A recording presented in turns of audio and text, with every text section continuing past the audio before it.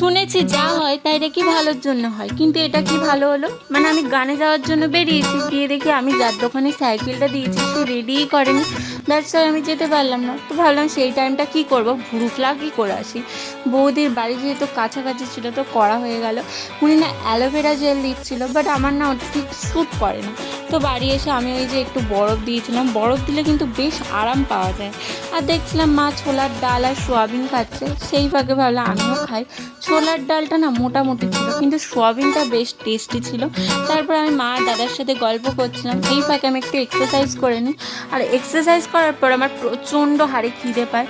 তো সেই টাইমটা আমি একটু ছাতু খেয়ে নিয়েছিলাম। তারপর আমি একটু হালকা পাতলা ঘরে ট্রানজিশন করে নিই। আর আমার একটা ভালো অভ্যাস হচ্ছে, আমি নিজের জামা নিজেই কাচি। আমি জানি আমি কোন সময় কোন জামাটা পরছি, তাই জন্য কাচতেও সুবিধে হয়।